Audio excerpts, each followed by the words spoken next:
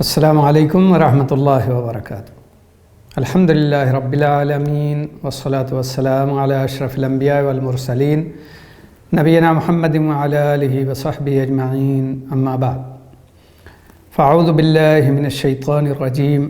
یا ایھا الذین آمنوا اذا قمتم الی الصلاة فاغسلوا وجوہکم وایدیکم الی المرافق وامسحوا برؤوسکم وارجلکم الی الکعبین۔ محترم حاضرین، آج کا ہمارا موضوع ہے موضوع پر مسح کی شرعی حیثیت۔ موضوع پر مسح کرنا نبی صلی اللہ علیہ وسلم کی بکثرت احادیث سے ثابت ہے، اور صحابہ کرام کا اس پر عمل رہا ہے، اور کوئی موضوع پر مسح کا صحابہ میں سے مخالف نہیں پایا جاتا۔ مغیرہ بن شعبہ رضی اللہ عنہ سے روایت ہے، وہ کہتے ہیں کہ میں سفر میں ایک رات نبی صلی اللہ علیہ وسلم کے ساتھ تھا۔ آپ نے مجھ سے پوچھا کہ تمہارے پاس پانی ہے؟ میں نے کہا ہاں۔ تو آپ سواری سے نیچے اترے اور پھر اندھیرے میں دور تک چلے گئے۔ جب واپس آئے تو میں نے وضو کے لیے پانی لیا اور آپ کے ہاتھوں پہ انڈیلا۔ آپ نے اپنا ہاتھ دھلا، چہرہ دھلا، یعنی پہلے چہرہ اور پھر دونوں ہاتھ کہنیوں سمیت، اور اس کے بعد سر کا مسح کیا۔ میں جھکا تاکہ آپ کے پاؤں سے موزے نکال دوں، تو نبی صلی اللہ علیہ وسلم نے فرمایا کہ انہیں چھوڑ دو، میں نے انہیں وضو کی حالت میں پہنا ہے۔ پھر آپ نے اس پر مسح کیا۔ یہ روایت بخاری اور مسلم کی ہے، جس پہ کوئی کلام نہیں۔ امام احمد رحمہ اللہ کہتے ہیں کہ موزے کے تعلق سے میرے دل میں کوئی شبہ نہیں ہے، کیونکہ یہ چیز نبی صلی اللہ علیہ وسلم کے عمل سے، آپ کے حکم سے، صحابہ کے عمل سے ثابت ہے، اس کا کوئی انکار نہیں کر سکتا۔ میں نے جو آیت وضو پڑھی، اس میں جو یہ لفظ آیا ہوا ہے وَأَرْجُلَكُمْ إِلَى الْكَعْبَيْنِ، اس کے تعلق سے شیخ ابن عثیمین رحمہ اللہ کہتے ہیں کہ دو قرات صحیح ثابت ہے، وَأَرْجُلَكُمْ اور وَأَرْجُلِكُمْ۔ اگر وَأَرْجُلَكُمْ پڑھیں گے تو ایسی صورت میں اس کا معنی ہوگا کہ اپنے پاؤں کو دھلو، اور اگر وَأَرْجُلِكُمْ پڑھیں گے تو اس کا مطلب ہوگا اپنے پاؤں پر مسح کرو۔ تو وہ کہتے ہیں یہی وجہ تھی کہ اللہ کے نبی صلی اللہ علیہ وسلم کے جب پاؤں کھلے ہوئے رہتے تھے تو آپ اسے دھو لیتے تھے، اور اگر موزے پہنے رہتے تھے تو آپ ان پر مسح کر لیا کرتے تھے۔ تو اس سے یہ معلوم ہوا کہ گویا اس آیت سے بھی یہ ثابت ہوتا ہے کہ اگر موزے وغیرہ پہنے ہوئے ہوں تو ہم ان پر مسح کر سکتے ہیں۔ یہ اور بات ہے کہ شیعہ وغیرہ غلط معنی نکال کر وہ یہ سمجھتے ہیں کہ پاؤں پر کھلا رہے اور موزہ نہ پہنے ہوں تب بھی مسح کرنا چاہیے، حالانکہ یہ بات غلط ہے۔ صحیح یہ ہے کہ پاؤں کھلے ہوئے ہوں تو دھلا جائے، اور جب موزے پہنے ہوئے ہوں تب اس پر مسح کر لیا جائے، کیونکہ یہی بات ثابت ہے نبی صلی اللہ علیہ وسلم اور صحابہ کے طریقے سے۔ مغیرہ بن شعبہ رضی اللہ عنہ کی ایک دوسری روایت موجود ہے ترمذی، ابو داؤد، ابن ماجہ وغیرہ میں، کہ نبی صلی اللہ علیہ وسلم نے وضو کیا تو آپ نے موزوں پر اور جوتوں پر مسح کیا۔ شیخ البانی کہتے ہیں کہ یہ روایت صحیح ثابت ہے۔ اس روایت کو ذکر کر کے امام ترمذی نے ایک بڑی اہم بات لکھی ہوئی ہے۔ وہ کہتے ہیں کہ ابو مقاتل سمرقندی کہتے ہیں کہ میں امام ابو حنیفہ رحمہ اللہ کے پاس گیا، اس موقع پر جب آپ کا مرض بالکل آخری حد تک تھا اور وفات کا وقت قریب آ گیا تھا، تو انہوں نے وضو کا پانی منگایا اور پھر اپنے دونوں موزوں پر مسح کیا، اور کہا کہ میں نے آج وہ کام کیا ہے جو اس سے پہلے میں نہیں کرتا تھا، کیونکہ یہ موزے جوتوں کی طرح یا چمڑے کی طرح موٹے نہیں ہیں، بلکہ یہ عام موزے ہیں اور میں نے ان پر مسح کر لیا ہے۔ اس سے ایک بڑی بات یہ سمجھ میں آئی کہ احناف کے ہاں جو یہ بات بڑی مشہور ہے کہ جب تک چمڑے کا نہ ہو تب تک اس پر مسح نہیں کر سکتے، تو ان کو معلوم ہونا چاہیے کہ ان کے امام خود ہی اخیر عمر میں عام موزوں پر مسح کیے ہوئے ہیں، تو گویا کہ اخیر عمر میں ان کا بھی مسلک یہی تھا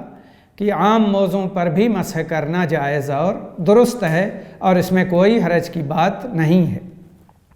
سنن ترمذی میں یہ روایت 99 نمبر کی ہے، اور اسی کے بعد امام ترمذی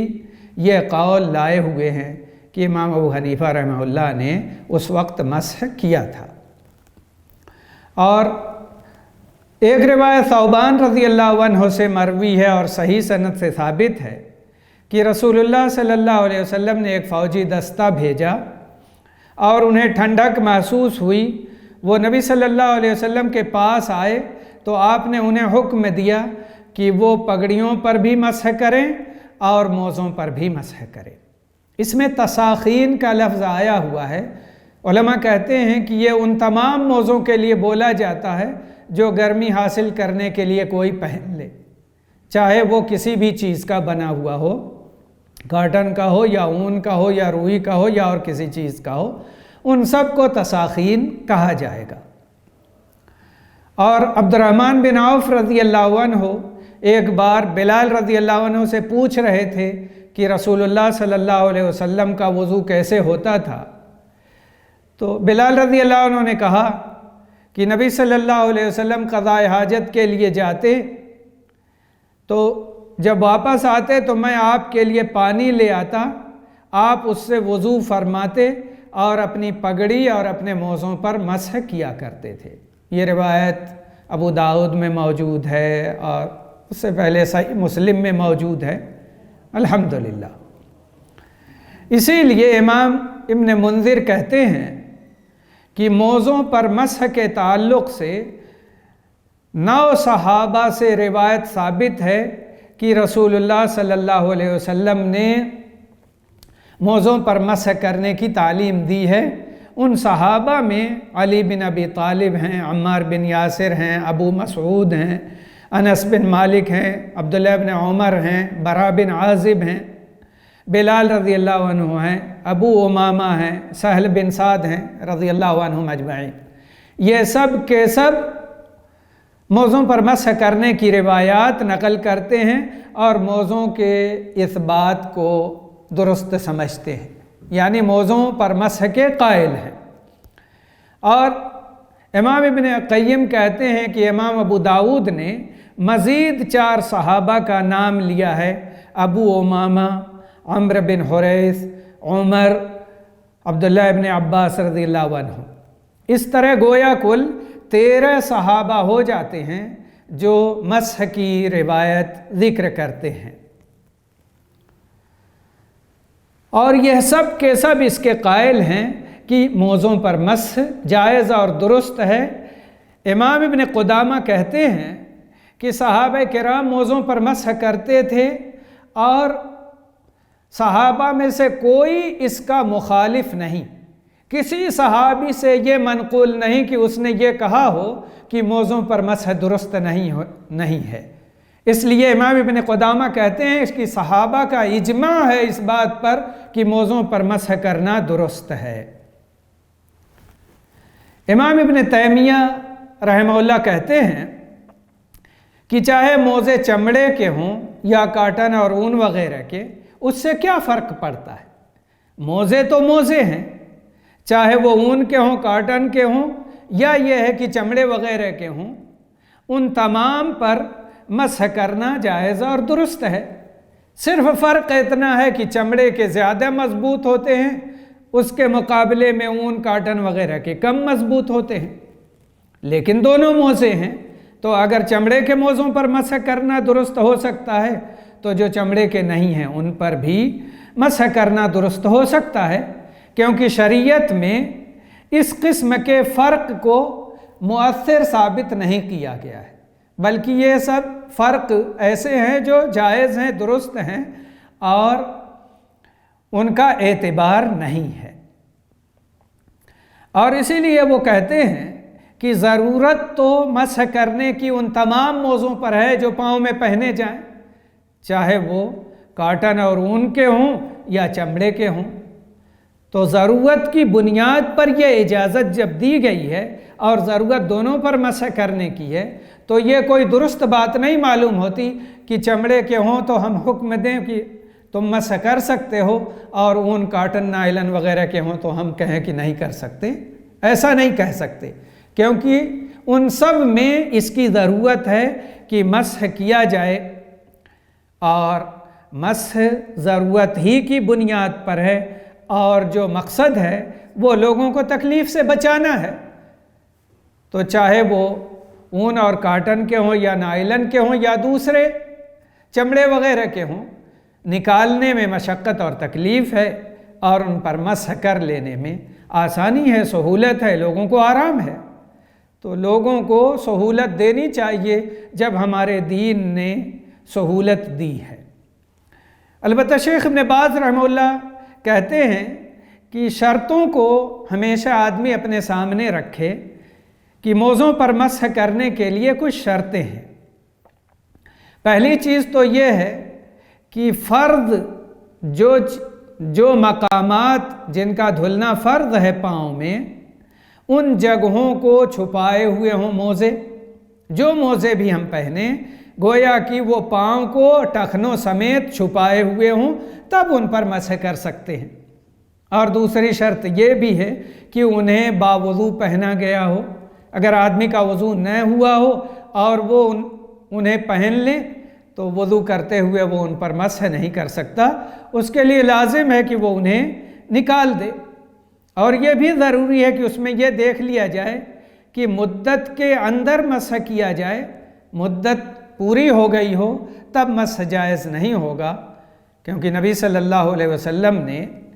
مقیم کے لیے 1 دن اور 1 رات کی مدت مقرر کی ہے، اور مسافر کے لیے 3 دن اور 3 رات کی مدت مقرر کی ہے۔ تو اس مدت کے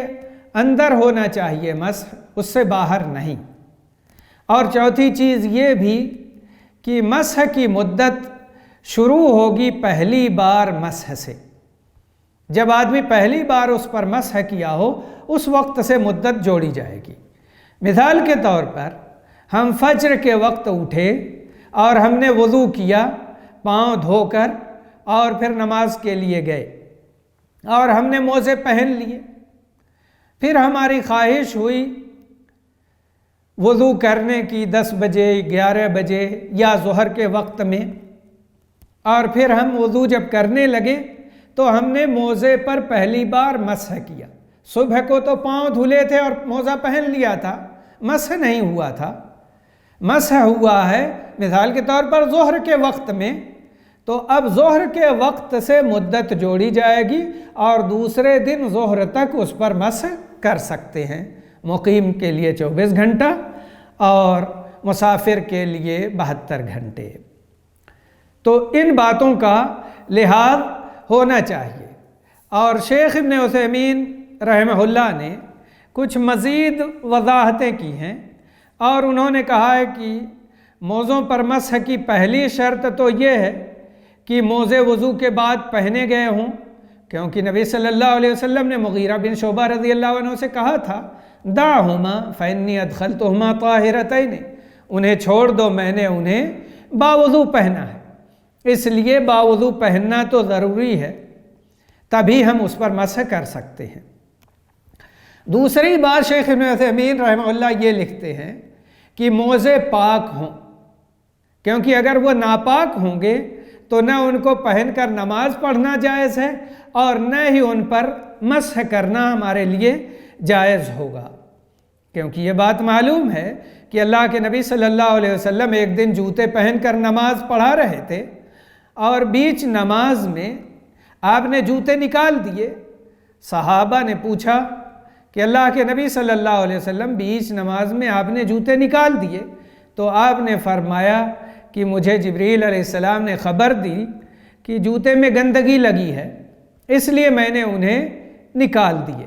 تو جب تمہیں جوتوں میں نماز پڑھنا ہو تو پہلے دیکھ لو، اگر گندگی لگی ہو تو اسے رگڑ کر صاف کر لو اور پھر اس میں نماز پڑھو۔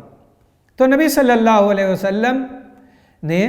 ان جوتوں کو جو گندگی لگی تھی نکال دیا، کیونکہ گندگی لگی ہو، چاہے وہ پاؤں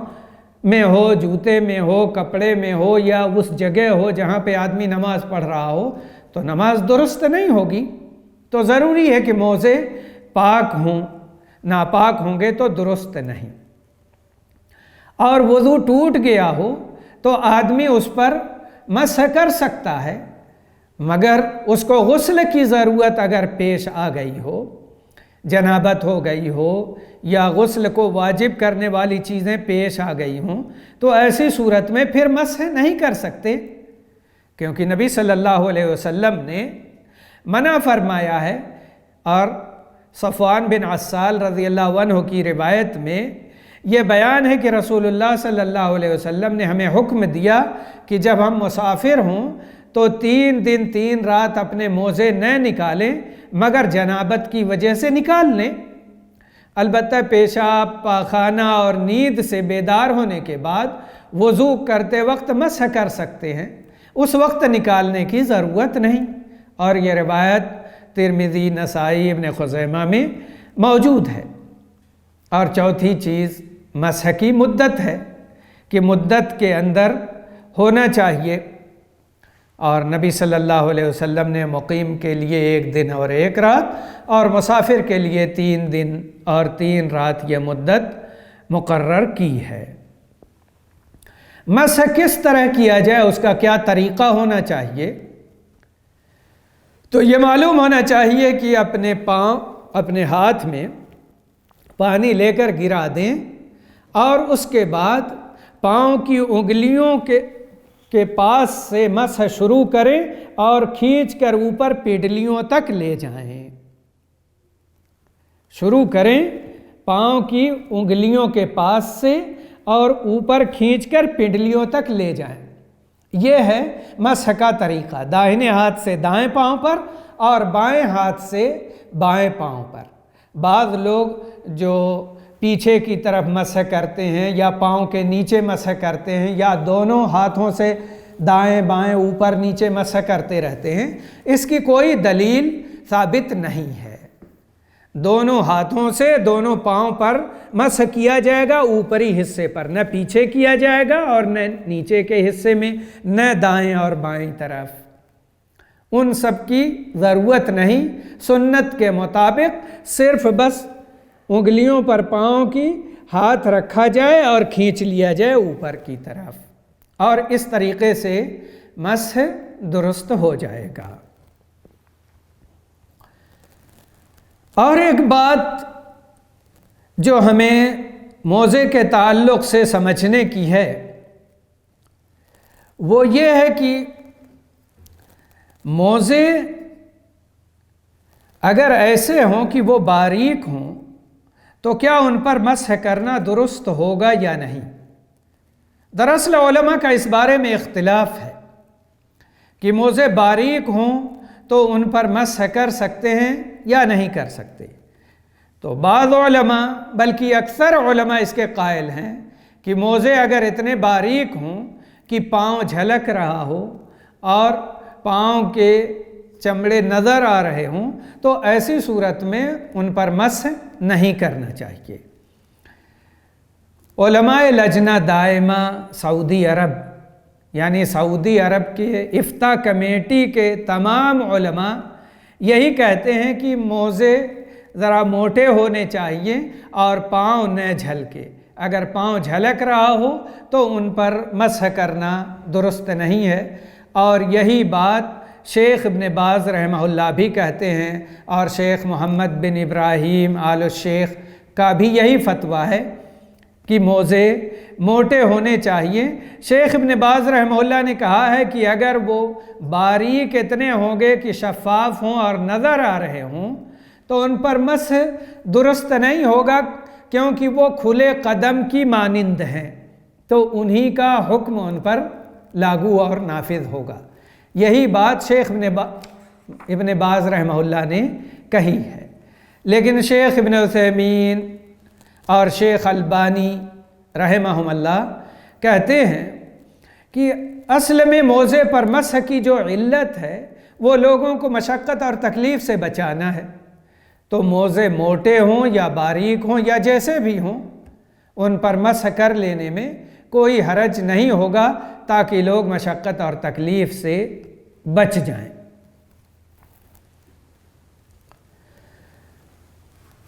اسی طریقے سے ایک بات اور لوگ پوچھتے رہتے ہیں کہ موزے اگر پھٹ گئے ہوں یا ان میں سوراخ ہو گئے ہوں تو ایسی صورت میں ان پر مسح کیا جا سکتا ہے یا نہیں کر سکتے؟ تو اس تعلق سے شیخ ابن باز رحمہ اللہ نے لکھا ہے کہ دیکھا جائے گا کہ اگر یہ موزے زیادہ پھٹے ہوئے ہوں یا بڑا سوراخ ہو گیا ہو تو ایسی صورت میں ان پر مسح نہیں کرنا چاہیے، لیکن اگر موزے تھوڑے پھٹے ہوں یا چھوٹے چھوٹے سوراخ ہوں تو ایسی صورت میں ان پر مسح کرنے میں کوئی حرج کی بات نہیں ہوگی، اتنا پھٹنا یا اتنا سوراخ قابل معافی ہے۔ لیکن جب زیادہ پھٹ گئے ہوں یا ان میں بڑے سوراخ ہو گئے ہوں تو یا تو آدمی موزے بدل لے، یا یہ ہے کہ ان کو سل لے یا اس میں خرقہ وغیرہ لگا کر کے وہ سوراخ بند کر دے اگر وہ بڑے سوراخ ہو گئے ہوں تب۔ بعض لوگوں نے یہ بھی سوال کرنا شروع کر دیا، کیونکہ بعض لوگوں کو عجیب تکلیف ہوتی ہے مسح سے، دوسروں کو بھی نہیں دیکھ پاتے، تو کہتے ہیں کہ